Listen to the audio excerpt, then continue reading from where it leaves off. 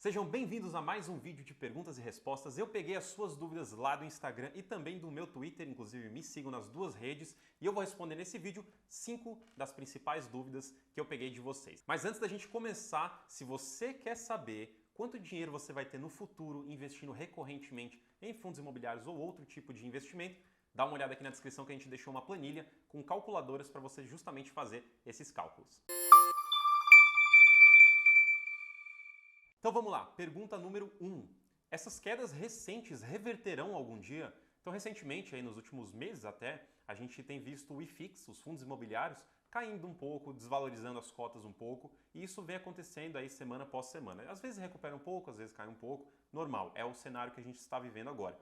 Agora, essas quedas serão revertidas? Elas voltarão para o positivo? Os fundos imobiliários voltarão a se valorizar? Em tese, sim. Se você olhar os gráficos, tanto do mercado americano quanto do nosso mercado aqui de ações e de fundos imobiliários também, você vai ver que a gente sobe, mas a gente sobe caindo. O que eu quero dizer? A gente tem altos e baixos no meio do caminho, mas se a gente olhar no longo prazo, a gente está sempre subindo. Então, em tese, sim, os fundos imobiliários eventualmente vão recuperar suas cotações, vão voltar a valorizar e o mercado, o IFIX como um todo, vai voltar a subir também. Agora, a grande pergunta, né? Quando isso vai acontecer? Essa é a parte que a gente não tem como responder. Pode ser mês que vem, pode ser daqui 6 meses, pode ser daqui 1 ano, 2 anos. A gente não tem como prever isso, a gente não consegue prever o futuro.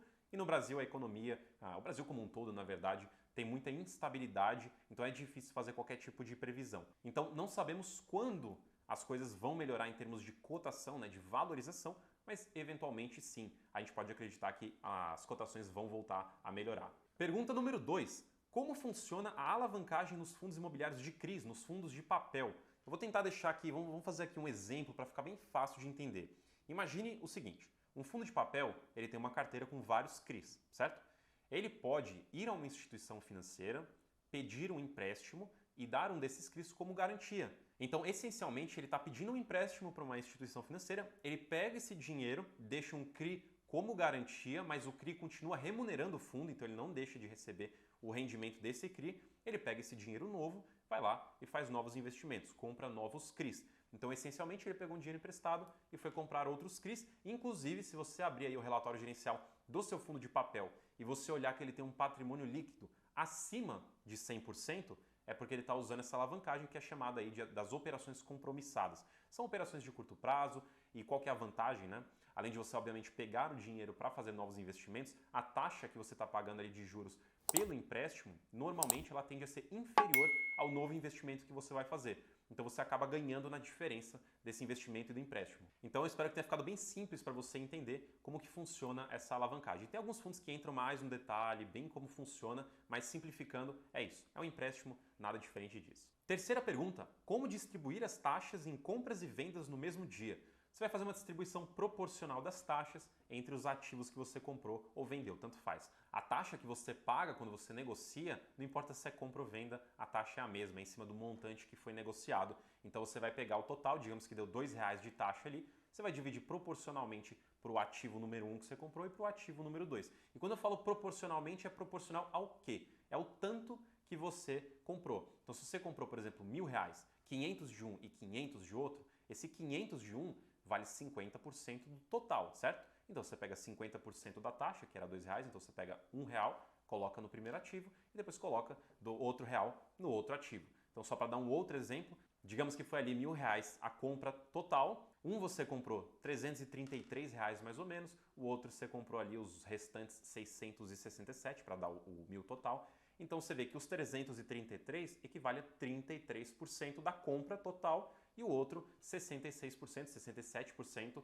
do total da compra. Então é o mesmo racional. Pega 33% da taxa, coloca nesse primeiro ativo, pega os 67% e coloca no outro ativo. Então você basicamente está dividindo proporcionalmente entre os fundos que você comprou. Pergunta número 4. Onde que eu vejo a estratégia de um fundo imobiliário? A gente sempre fala que é muito importante você entender a estratégia do fundo imobiliário, você entender o que o gestor quer fazer, como ele quer fazer, o que ele pretende construir dentro desse fundo imobiliário. É fundamental que você entenda isso. Então, como que você descobre a estratégia do fundo imobiliário?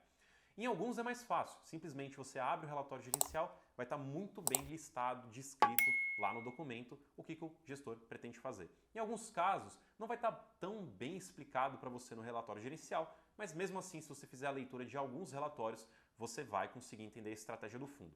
Nada vai substituir o estudo, nada vai substituir o acompanhamento, mas o relatório gerencial será o primeiro lugar que você vai procurar para entender a estratégia do fundo imobiliário. Mas qual que é um segundo material que eu gosto muito e eu acho que, quando disponível, é um dos melhores que tem para você entender a estratégia do fundo imobiliário e a estratégia do gestor também daquele fundo imobiliário, que são as entrevistas com o gestor. Então a gente tem vários canais, várias mídias onde os gestores vão dar entrevista, tanto por meios escritos, por áudio, como em podcasts e em vídeos também. Inclusive no canal do Professor Baroni, ele faz lives recorrentes com vários gestores de vários fundos.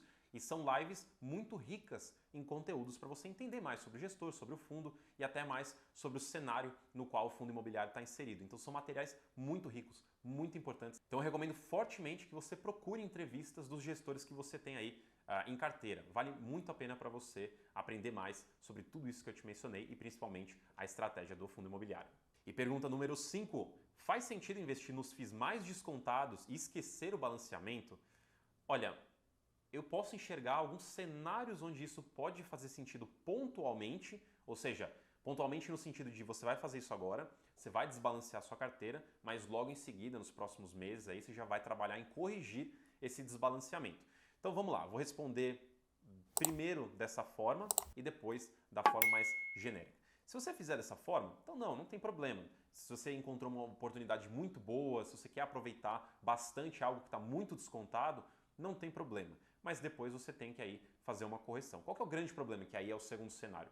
Você fazer isso sem pensar em rebalancear depois, você pode carregar uma posição muito grande por muito tempo e eventualmente dar algum problema. Então o problema é ficar com a carteira desbalanceada por muito tempo, porque daí você fica se expondo mais a um certo tipo de risco. Então evite fazer esse desbalanceamento, criar uma concentração muito grande na sua carteira, para evitar que, eventualmente, se tiver algum problema, não seja tão grande na sua carteira. Então, de novo, pontualmente pode fazer sentido, mas se você for manter essa posição muito distorcida dentro da sua carteira, você pode estar colocando muito risco nela e, eventualmente, se der algum problema, esse problema pode ser potencializado na sua carteira porque você estava muito concentrado. Então, sempre preste atenção em como que a sua carteira está balanceada. Não apenas em posições, mas também em perfil de risco, em estratégia, em setor. Lembra que a diversificação, o balanceamento, não é feita só na camada de quantos por cento do meu dinheiro está nesse ativo.